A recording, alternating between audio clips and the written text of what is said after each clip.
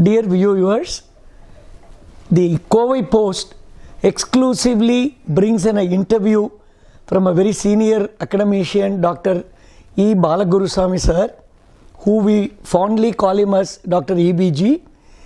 He is here to address us the country's important National Education Policy 2020, which has been very recently announced from the Government of India. So, Dr. Balagurusamy sir is going to tell us his views about the NEP and how it will be useful to our country. Dr. Sir, I would like to start with a very simple question of whenever a policy which is brought by the government, people object to it. So, I just wanted to know, how does this national education policy will impact our country and how the few points to be addressed by you? Thank you very much. I would like to thank Kovai Post for this opportunity.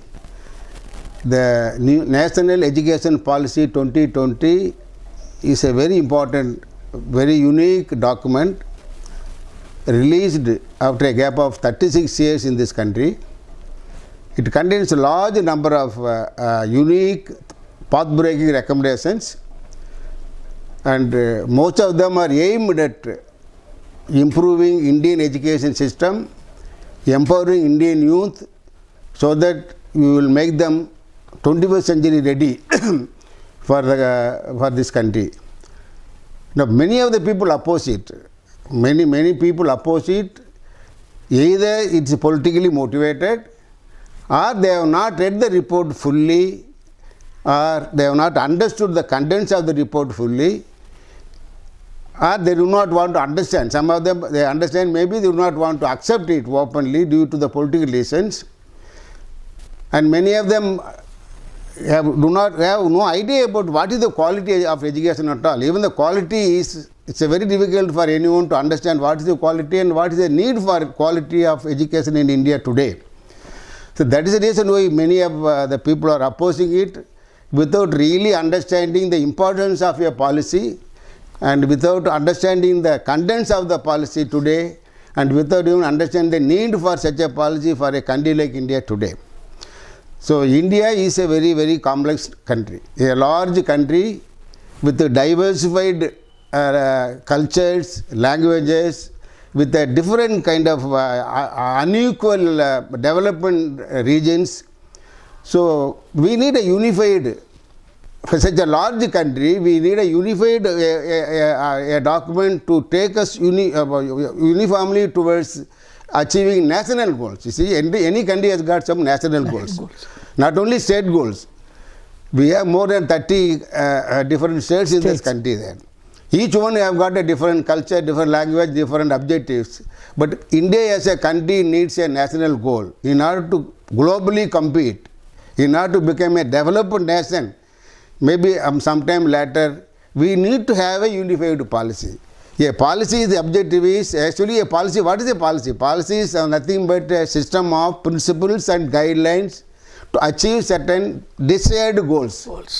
So we have certain desired goals to make our Indian youth ready for 21st century skills. Today we have a United Nations and World Economic Forum. All of them have come out with a list of skills necessary for Indian youth for the next couple of decades. So those skills, if we want to incorporate, we need to have a national policy so that entire Indian youth, see, India has got more than 40% of the population the Indian youth. So unless you make them, empower them, to make them useful, we will not be able to achieve our goals globally. And so that is why the policy is there. Again, you are saying the policy is a framework where each of them has to be taken up. Absolutely, yes. It's a policy, it's a guidelines, it's a system of a framework, guidelines. And it is left to the state government to understand, follow it. Of course, even though it's a document of the union government, but state government has an equal part to play. And they have equal say in every aspect of the recommendations. It's nothing like imposing from union government. It's a document, Somebody has to prepare a unified document, and it's a union government playing the nodal agency of getting a document ready with the principles so that we will be able to, because India is a signatory for the United Nations Sustainable Development Goals. You know, United Nations got a Sustainable Development Goals, so we are signatory for that. That is the reason why India has to have a policy document, and this is a document which is prepared after 34 years. Last 3 decades you have been running the country without a policy. Each state has been doing whatever they feel right and wrong. But somewhere we have to unify, take the India to a level. But under the present Corona and COVID time, is it appropriate to introduce this policy at this time? Is it the timing is correct, sir? Okay, it's a very good question. See, COVID is a recent phenomena. It's an unfortunate phenomena. Everybody, not only India, but entire globe is facing the same problem. But the national education policy has been in place last 4 years actually. It's not developed now. It has been introduced in 2018. Committee was set up in 2017, one committee, and then it was revised, and then Sasturangan committee in 2019. The draft policy was released in 2019, not now. And it has been wide consultation has taken place all over India with all levels of people before COVID. So all over there. So finally the consultation of report only is now released there, but you can't wait. See, COVID, we don't know when it will over.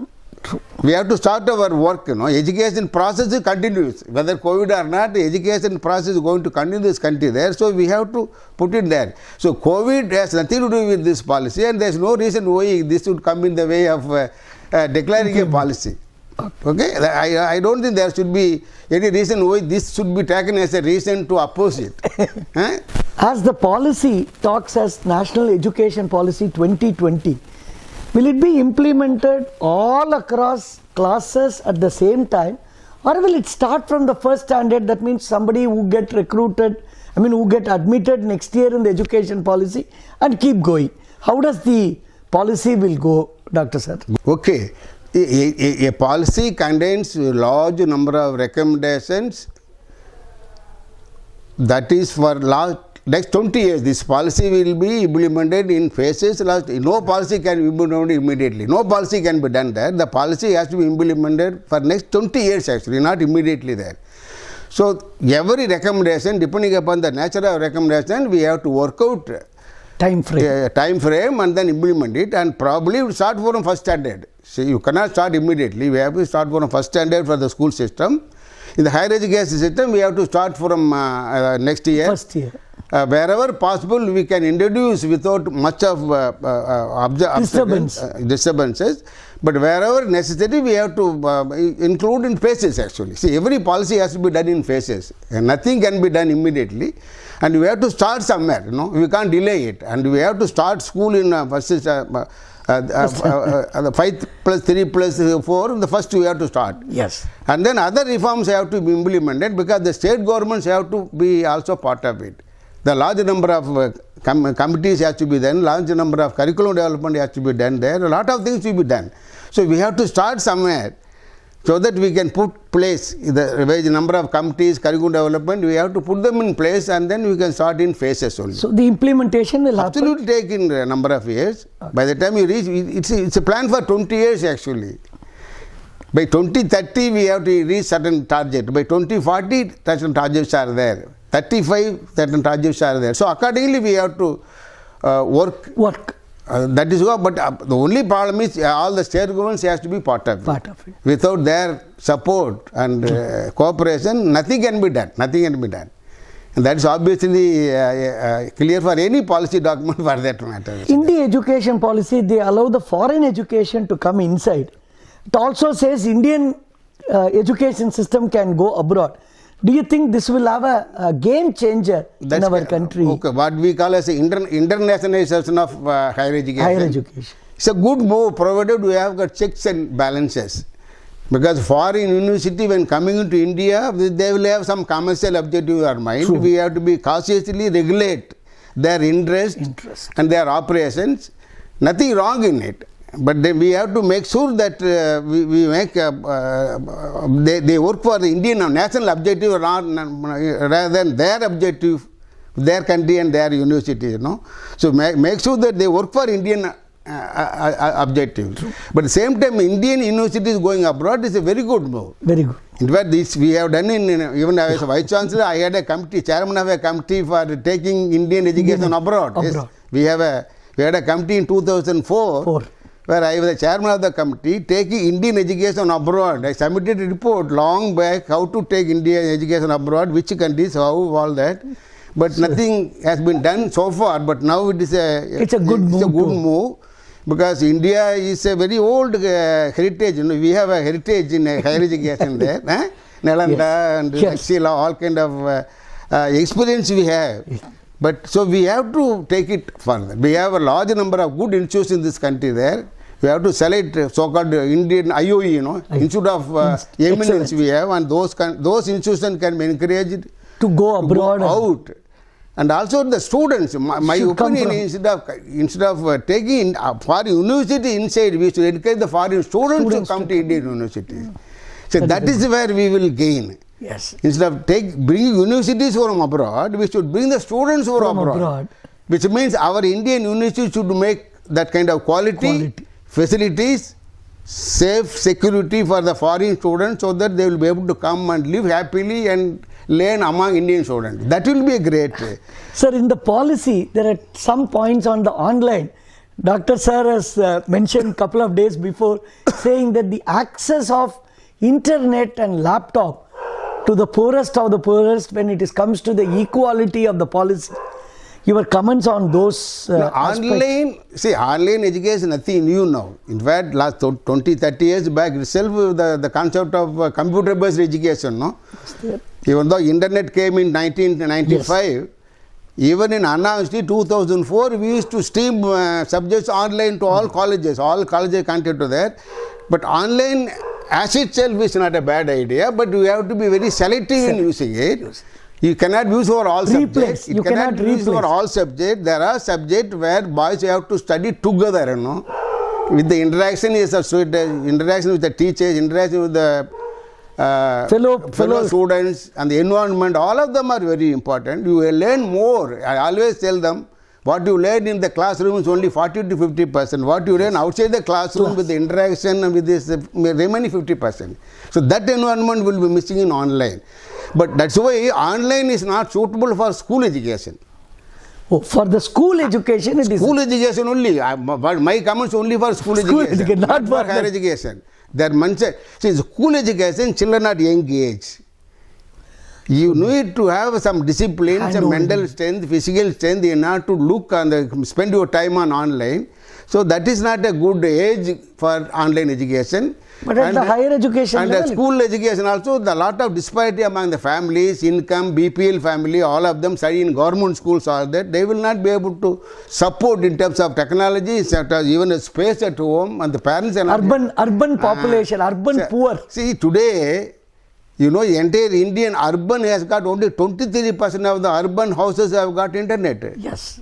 4% of the rural only have got internet. So how do you expect online school education there? So they have to take care of higher those education issues. is okay. Higher education, selective subjects. You can add on.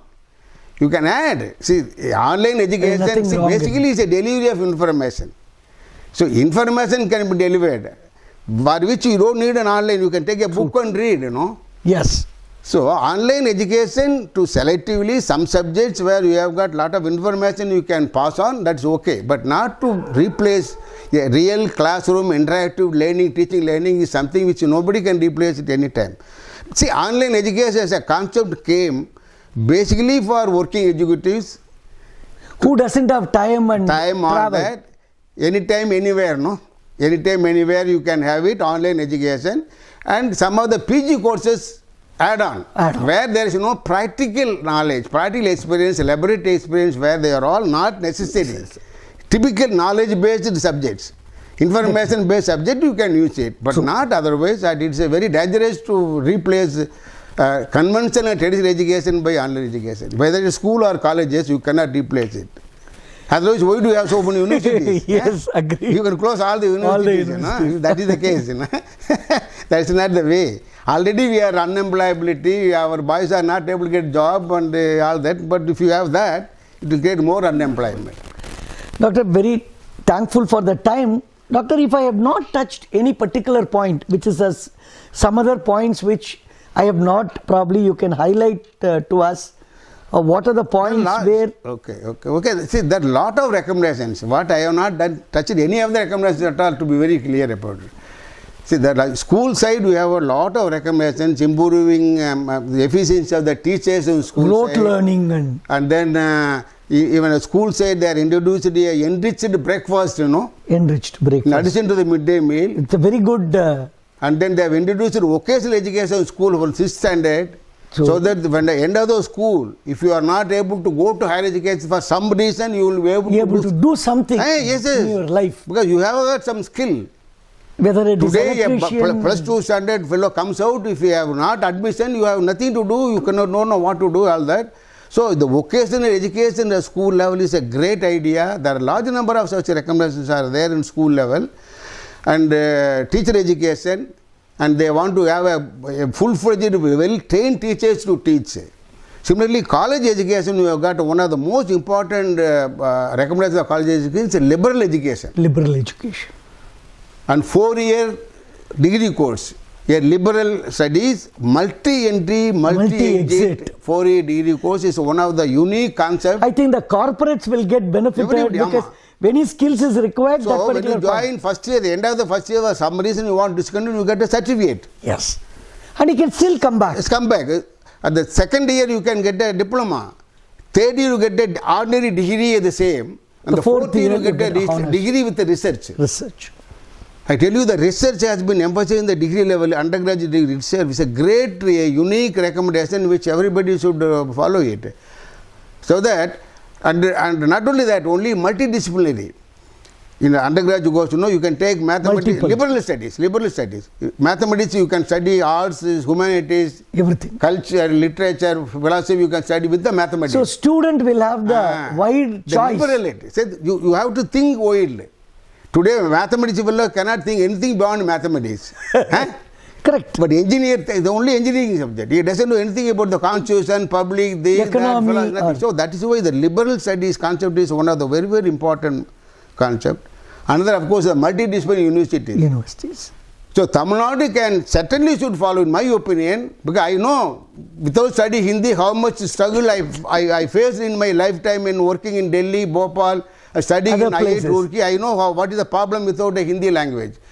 So absolutely, we should not prevent our students to studying a third language. It could any be language anything. for him, not the Hindi. It could be anything. English, Tamil, and any language. You can study Telugu, you can study Malayalam, you can study Kannada, you can study Oriya, whatever it may be. And there is no reason that nobody have a right to prevent your children to study a language. I think these politicians who are opposing. And it is good for their career. They are working against the interests of the students. I can say that. I can strongly say that these politicians are working against the interest of our youth. And preventing them to become more knowledgeable. I think they do not want to them learn Hindi because they want to impose their own ideas on them. Absolutely wrong. And I think the parents and students of this Tamil Nadu state should very clearly understand no imposition of Hindi, Sanskrit on any one of them. If your choice to choose Hindi, study. And we have no right to prevent. Yes. After all, education is meant for individual choice, Yes. If I want to study something, you have to provide opportunity there. Yes. And that is all about public education, Yes, sir. Thank you, sir. Thank you for your views on that particular point.